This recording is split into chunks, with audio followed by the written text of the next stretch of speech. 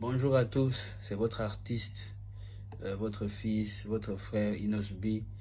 Et je vous parle en direct de Malabo. Je suis en Guinée équatoriale pour quelques prestations sur invitation de la présidence. Et ça se passe bien jusque-là.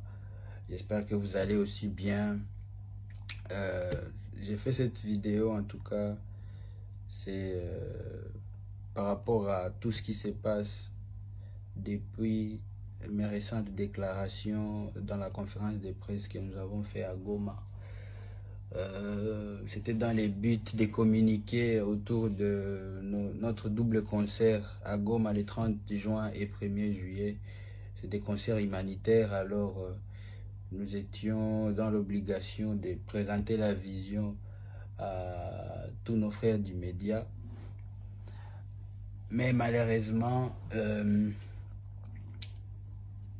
tout ce qu'on n'a pas prévu est arrivé par rapport à mes déclarations, comme vous le savez. Et je viens vraiment avec humilité vers vous pour vous présenter aussi ma tristesse et surtout mon regret quand je suis en train de voir les réactions avec beaucoup de mécontentement, beaucoup de déception, beaucoup de trahison aussi pour certains qui supposent que voilà, il fallait pas que je dégage quelques mots, que je prononce quelques mots par rapport à notre situation que nous vivons à l'Est depuis plusieurs années. Et je tenais vraiment, avec toute humilité, je tenais à vous rappeler que s'il y a des personnes sur lesquelles vous pouvez compter, qui seront toujours là, à la première ligne, pour défendre et pour essayer d'apporter un plus dans la démarche de chercher des solutions pour notre situation à l'Est, Inosbi sera toujours là. Inosbi sera toujours là. Et il a toujours été là en train d'essayer de faire ce qu'il peut à son niveau.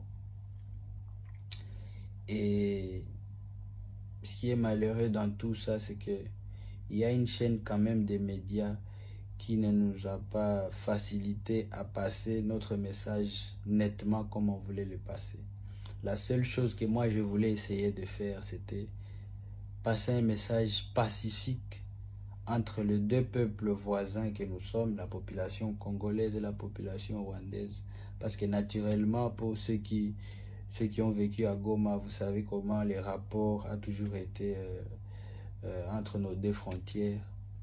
Et tout ce que j'essayais de faire en tant qu'artiste, effectivement, c'était de passer un message pacifique pour ne pas installer la haine entre nous, pour ne pas installer tout ce qui est négatif. Et effectivement aussi passer par rapport à l'expérience que nous avons déjà eu à vivre avec plein d'autres initiatives, avec des grands festivals que nous avons dans la région des Grands Lacs, comme le festival à Mani. On a toujours essayé de créer ces liens-là, parce qu'en tant que peuple, voilà, naturellement, c'est quelque chose qu'on a trouvé et qu'on essaie toujours d'entretenir cette relation-là, malgré tout ce qui nous arrive. Et on souhaitait que les médias nous aident vraiment à passer notre message nettement comme on le souhaitait.